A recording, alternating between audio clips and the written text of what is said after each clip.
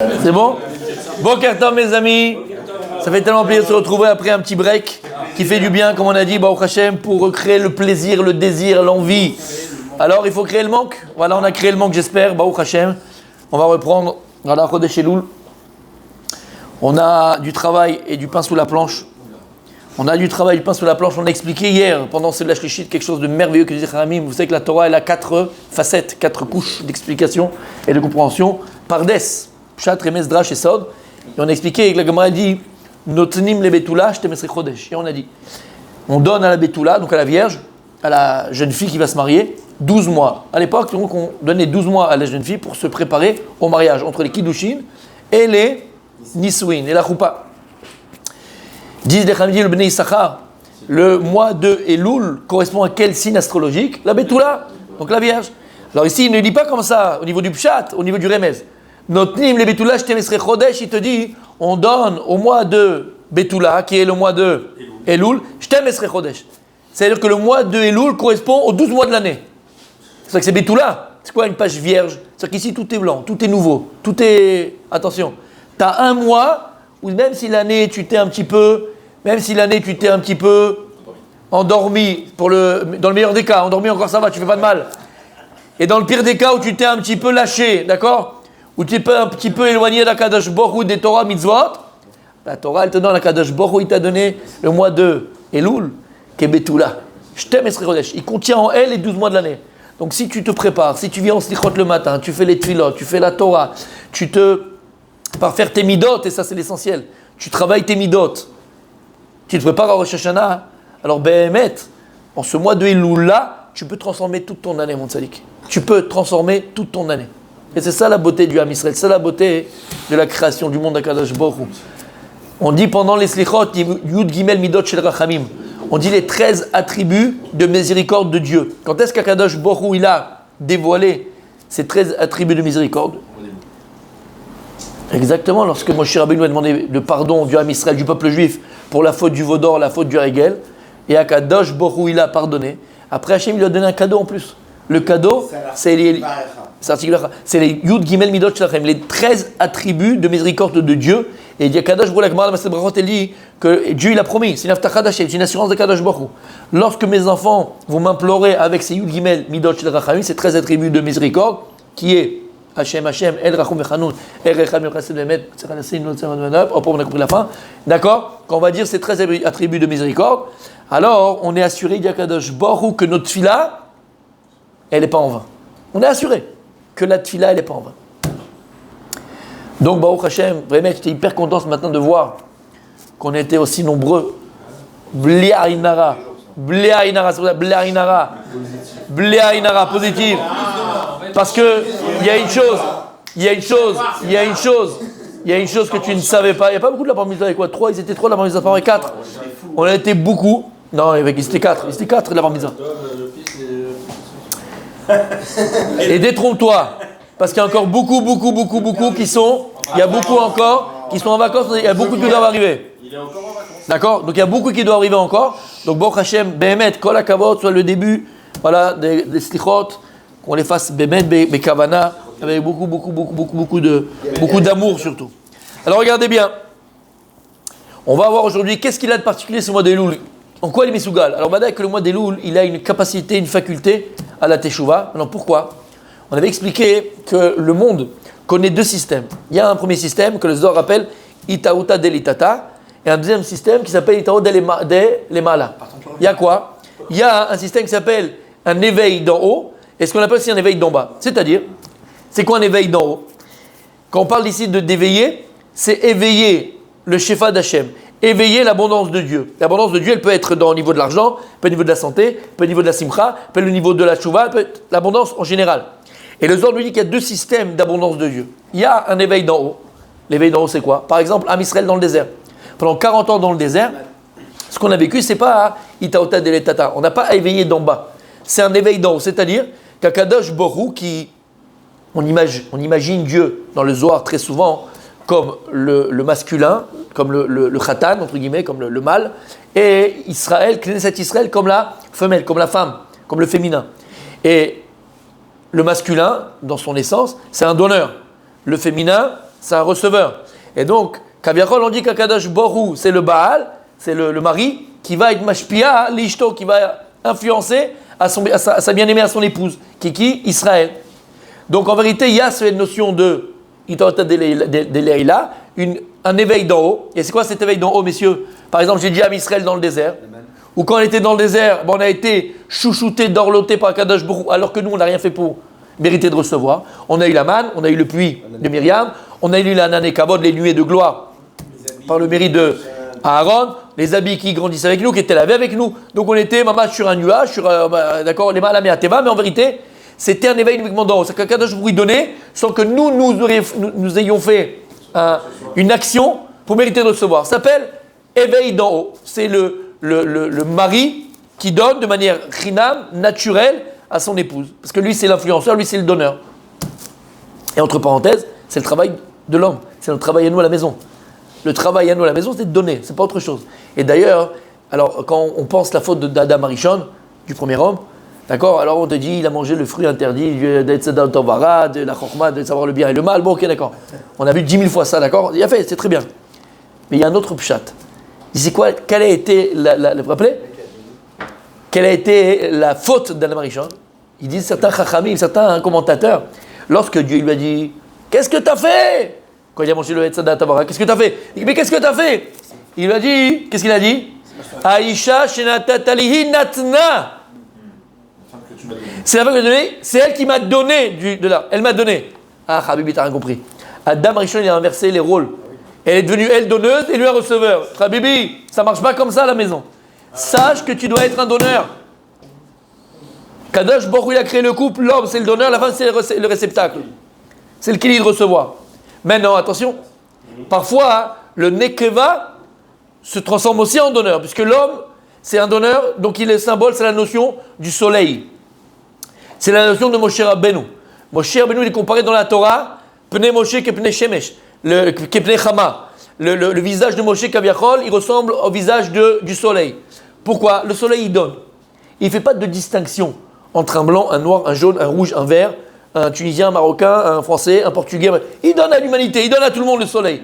Que tu mérites, que tu ne mérites pas, que tu veuilles, que tu veux, il donne le soleil. Les Abdil, Moshe Rabbeinu est comparé au soleil lama, parce que Moshe Rabbeinu, c'est un donneur. Il donne. Il donne de sa Torah, il donne de son temps, il donne de sa personne, il donne. Que tu mérites, que tu ne mérites pas, que tu veuilles, il donne. Moshe, c'est un donneur, c'est le soleil. A l'inverse, Yoshua Binoun, il est comparé à la Levana, c'est le Malchut. Il est comparé à la lune. Lama, le soleil c'est le masculin, la lune c'est le féminin. C'est ça qui est Yaakov Avinu est comparé au soleil. Rachel Imenu est comparé à la lune, c'est Malchut. Lama, parce que la lune elle a deux capacités. Non seulement de recevoir, mais en plus la lune elle donne après. Elle reflète, donc elle donne après. Et ça c'est le Nekeva. Parce que la femme en vérité, elle, Badaï, c'est un réceptacle, elle doit recevoir. Mais de manière naturelle, qu'est-ce qu'elle fait la femme? Elle ne garde pas pour elle. Elle redonne, elle donne. Alors que l'homme, c'est pas pareil. L'homme, c'est pas vrai. C'est pas autour d'avoir. Donc maintenant, on a compris. Il y a cette notion de Hitorota de Leila, donc une cédrute des Mahala, mais nous, on n'a rien fait du tout pour recevoir. Mais il y a aussi cette notion qui s'appelle Iteorut Shel Mata, un éveil d'en bas. Ça veut dire quoi? Ça veut dire que l'homme, et là, on va parler du Ham Israël, mais après de l'homme dans son individualité, mais le Ham Israël, parfois, nous allons faire des actions ici sur terre qui vont, elles, éveiller en haut de bien vouloir nous donner. D'être mashpia, de nous influencer une abondance extraordinaire, comme j'ai dit, de Torah, de Chokma, de Bina, de Parnassa, de Briout, de Shefa, tout le Shefa qu'il peut avoir. Ça veut dire que d'abord, ici, le Nekeva, entre guillemets, Am Israël, le peuple juif, va opérer quelque chose en bas qui va avoir des répercussions en haut et crever les cieux. Exactement, crever les cieux, exactement. Shamata, par exemple, Purim. Purim, c'est pas écrit dans la Torah. Et là, la Itoeru Jam Israël, de Teshuvah à Purim, de Kabbalah à Torah, mais Purim, c'est elle qui va éveiller cette notion de Purim.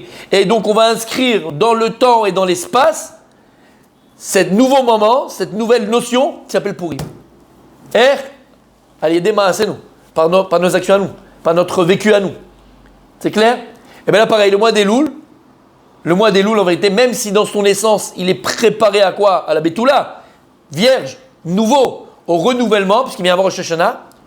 Moshe Rabbeinu, par la faute du Ham Israël, en fait, la faute du Hagel, la faute du Vaudor, et que Moshe Rabbeinu va monter dans les ciels 40 jours et 40 nuits pour demander le pardon à Kadosh Baruch Hu, c'était le mois d'Elul, jusqu'à Yom Kippour, où Hachem il va dire Salarti Kidvarecha.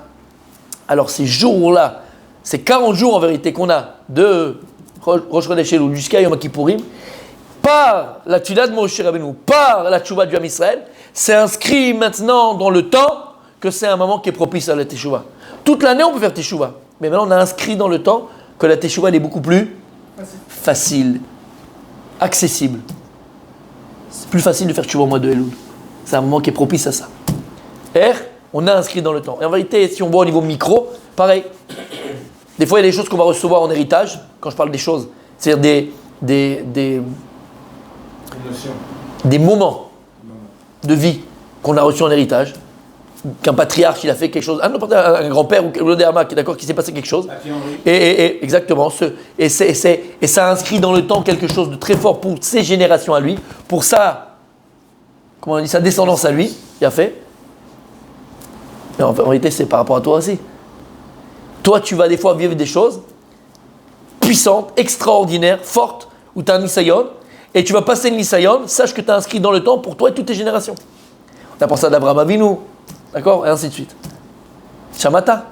Donc rien n'est anodin. Et tout ce que tu vis, il y a une répercussion. Pour toi ou pour les générations futures. Maintenant, on va essayer de voir autre chose.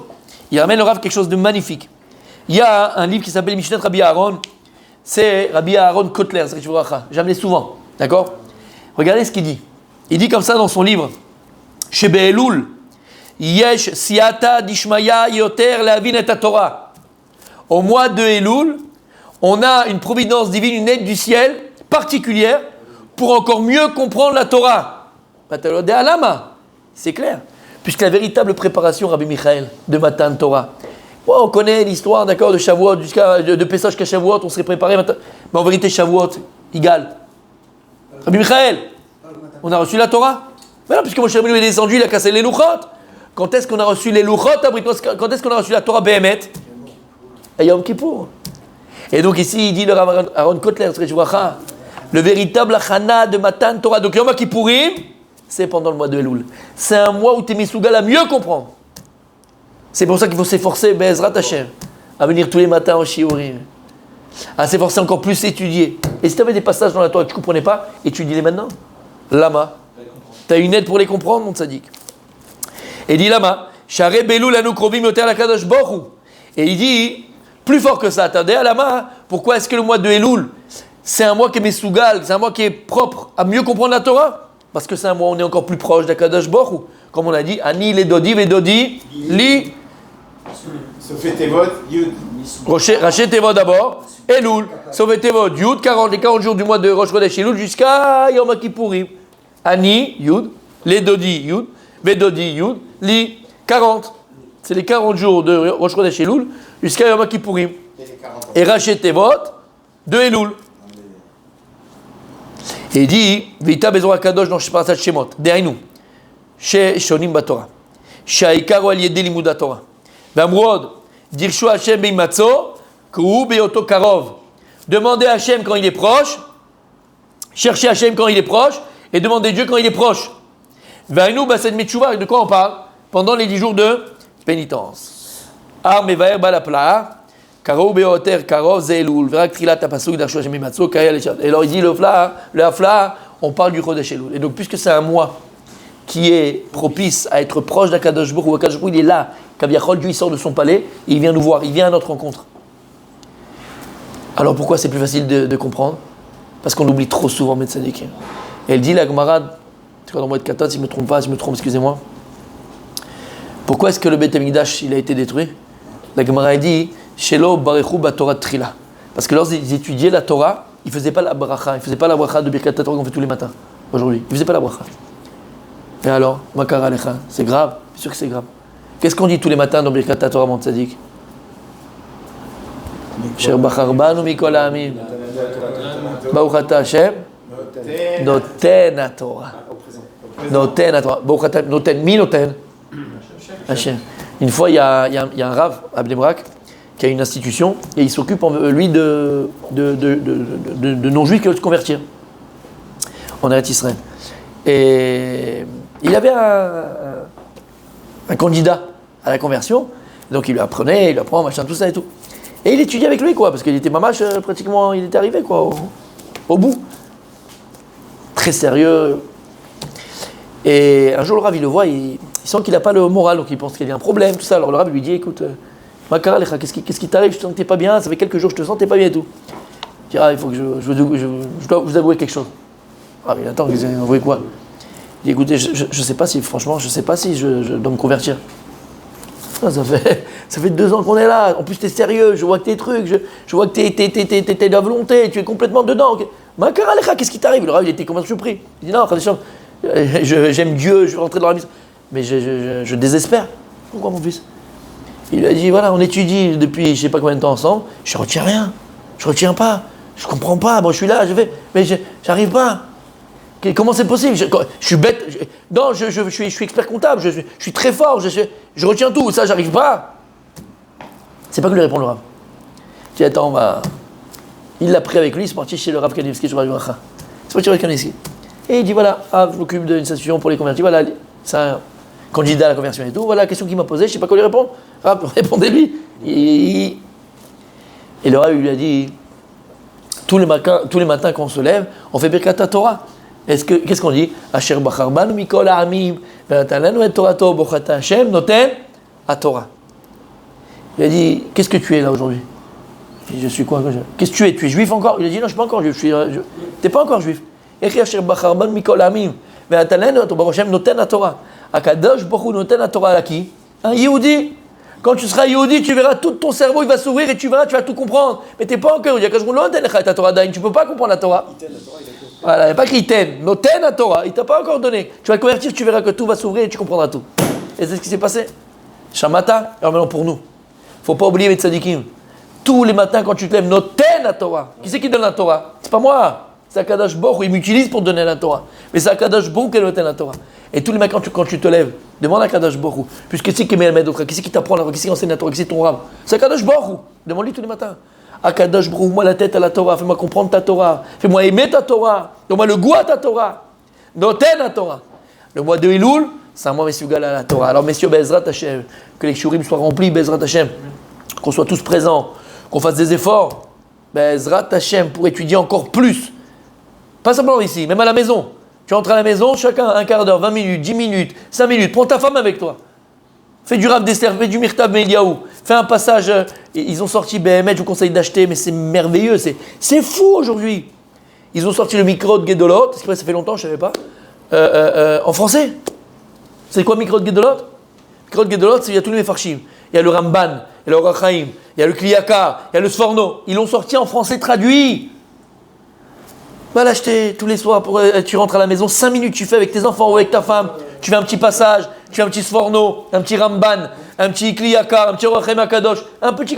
Tu mets la maison avec toi, pas tout seul. Prends la femme avec toi, sois intéressant, intéresse. 5 minutes, parce qu'après ça les gave. 5 minutes. Si c'est plus, ou Manaïm, aval fais-le. C'est un moment que Mesougal à se préparer à Matan Torah, qui est Yom Kippour, que tu donnes à la maison. Mikrot Gedolot.